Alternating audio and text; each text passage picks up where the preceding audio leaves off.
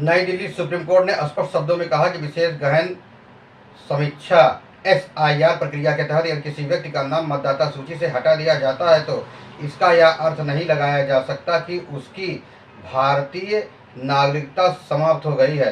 अदालत ने दोहराया कि नागरिकता का निर्धारण चुनाव आयोग का अधिकार क्षेत्र नहीं है और केवल वोटर लिस्ट से नाम हटाए जाने के आधार पर किसी भी व्यक्ति को उसके नागरिक अधिकारों से वंचित नहीं किया जा सकता।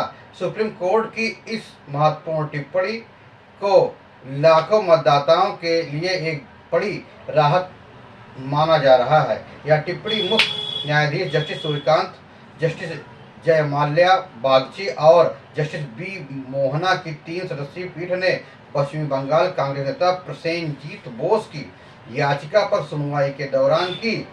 याचिका में एसआईआर प्रक्रिया को अधिक पारदर्शी बनाने, मतदाता सूची से नाम हटाए गए लोगों की अपीलों का शीघ्र निस्तारण करने तथा पूरी प्रक्रिया में निष्पक्षता सुनिश्चित करने की मांग की गई है।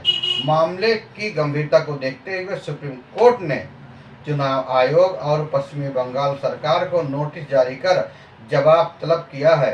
सुनवाई के दौरान जस्टिस जयमाल्या बागची ने बिहार एसआईआर मामले में सुप्रीम कोर्ट द्वारा दिए गए पूर्व निर्णय का हवाला देते हुए कहा कि संविधान के अनुच्छेद 9, 10, 11, 12 और के तहत चुनाव आयोग नागरिकता तय करने वाली संवैधानिक संस्था नहीं है। उन्होंने कहा कि चुनाव आयोग की भूमिका केवल मतदाता सूची तैयार करने और उसकी रखरखाव करने तक सीमित है। यदि किसी व्यक्ति की नागरिकता को लेकर संदेह उत्पन्न होता है तो चुनाव आयोग स्वयं कोई अंतिम निर्णय नहीं ले सकता, क्योंकि उसे मामला नागरिकता अधिनियम के तहत निर्णय के लिए केंद्र सरकार के गृह मंत्रालय को भेजना होगा। याचिकाकर्ता की ओर से वरिष्ठ अधिवक्ता गोपाल शंकर नारायण ने अदालत को बताया कि पश्चिम बंगाल में 19 अपीलीय अधिकरणों के समक्ष लगभग 34 लाख अपीलें लंबित हैं। उन्होंने कहा कि 2 अधिकरणों के न्यायाधीश इस्तीफा दे चुके हैं, जिससे मामलों के निस्तारण की गति धीमी हो गई है और अब तक केवल 38,000 अपीलों का ही निपटारा हो सका है, जबकि इनमें से लगभग करीब 70% मामलों में संबंधित लोगों के नाम सही पाए गए हैं और उन्हें दोबारा मतदाता सूची में शामिल करने की अनुमति दी गई है।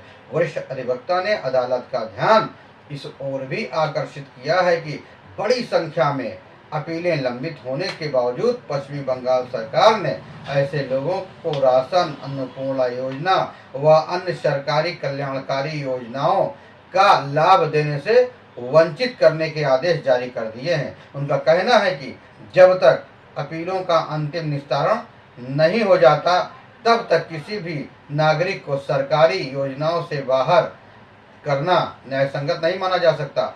सुप्रीम कोर्ट ने इस पूरे मामले को गंभीरता से लेते हुए कहा कि नागरिकता और मतदाता सूची 2 अलग अलग कानूनी विषय हैं तथा दोनों को एक दूसरे का पर्याय नहीं माना जा सकता। अदालत ने संकेत दिया कि किसी व्यक्ति का नाम वोटर लिस्ट से हट जाने मात्र से उसकी नागरिकता पर अंतिम निष्कर्ष नहीं निकाला जा सकता। न्यायालय ने चुनाव आयोग और राज्य सरकार से विस्तृत जवाब तलब किया है ताकि पूरी प्रक्रिया वैधानिक और पारदर्शिता की जांच की जा सके। सुप्रीम कोर्ट ने इस याचिका को पश्चिमी बंगाल में एसआईआर प्रक्रिया को चुनौती देने वाली अन्य लंबित याचिकाओं के साथ जोड़ दिया है। अब इस मामले की अगली सुनवाई 25 जुलाई को होगी। माना जा रहा है कि आगामी सुनवाई में अदालत एसआईआर प्रक्रिया, लंबित अपीलों के निस्तारण और नागरिकों के अधिकारों की सुरक्षा को लेकर महत्वपूर्ण दिशा निर्देश जारी कर सकता है, जिस पर पूरे देश की नज़रें टिकी हुई हैं। दोस्तों, आपको यह खबर कैसी लगी? फिर मिलेंगे नई जानकारी के साथ, नई खबरों के साथ। तब तक के लिए जय हिंद, वंदे मातरम।